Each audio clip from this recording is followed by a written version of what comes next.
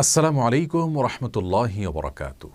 আলহামদুলিল্লাহ ওসসালাতু ওয়াসসালামু আলা রাসূলিল্লাহ ওয়া আলা আলিহি ওয়া আসহাবিহি ওয়া মান ওয়ালাহু আম্মা বা'দ। সুপ্রিয় দর্শক শ্রোতা ভাই বোন, জুমার দিনে যদি কারোর মৃত্যু হয় তাহলে এই মৃত্যুর বিশেষ কোনো ফজিলত বা মর্যাদা আছে কিনা, আজ আমরা সেই বিষয়টি জানার চেষ্টা করব ইনশাআল্লাহ তাআলা।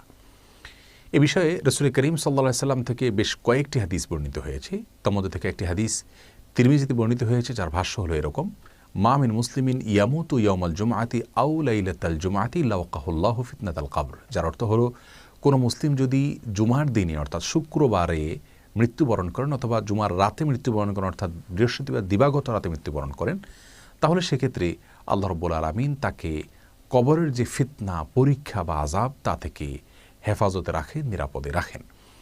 এই হাদিস থেকে আমরা স্পষ্টতই জানতে পারলাম যে শুক্রবার দিনে অথবা বৃহস্পতিবার দিবাগত রাতে, তার মানে বৃহস্পতিবার সন্ধ্যা হলে, সূর্য ডুবে গেলে তখন থেকে নিয়ে শুক্রবার সন্ধ্যার আগ পর্যন্ত এই সময়ের মধ্যে কোনো মুসলিম ব্যক্তির মৃত্যু হলে সেক্ষেত্রে আল্লাহ রাব্বুল আলামিন তাকে বিশেষ মর্যাদা দিয়ে থাকেন, তিনি কবরের আযাব থেকে, ফিতনা থেকে মুক্তি লাভ করে থাকেন।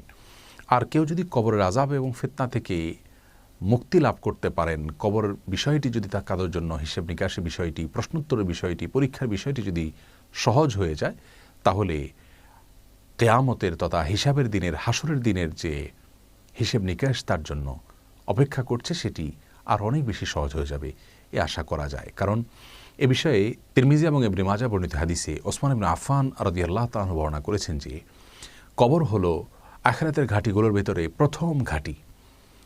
এই ঘাঁটিতে যদি কারোর জন্য প্রশ্নোত্তরকে সহজ করে দেওয়া হয়, এই ঘাঁটির পরীক্ষা যদি কারোর জন্য সহজ করা হয়, কবরের ঘাঁটিতে যদি কেউ বড় কোনো বিপদে না পড়েন, সহজে উতরে যান, তাহলে পরবর্তী ঘাঁটিগুলোতেও তিনি সহজে উতরে যাবেন, সেই আশা করা যায়।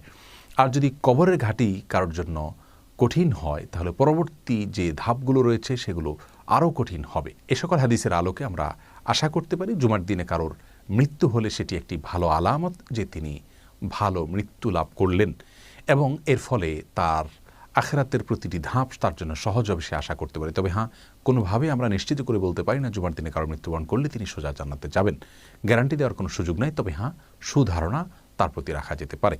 অতএব আমাদের জীবদ্দশায় ভালো মৃত্যুর জন্য যে আমলগুলো আছে সেগুলো আমরা করব। সবসময় তাকওয়ার উপরে চলতে থাকা, ঈমান উপরে চলতে থাকা, ভালো কাজের উপরে নিজেকে গড়ে তোলা এবং সেরকম অভ্যাসের উপরে ওঠার চেষ্টা করা, আল্লাহ রাব্বুল আলামিনের কাছে হুসনুল খাতিমা বা শেষ পরিণাম এবং ভালো মৃত্যু যেন হয়, সেই জন্য রব্বুল আলামিনের কাছে দোয়া করা। এগুলোর মাধ্যমে আমরা ভালো মৃত্যু যেন হয় সেই চেষ্টা করব। আর কারোর মৃত্যুর সময় তার চেহারা যদি বিবর্ণ হয়ে যায়, তাহলে সেটাকে খারাপ মৃত্যু মনে করার বিশেষ কোনো কারণ নেই।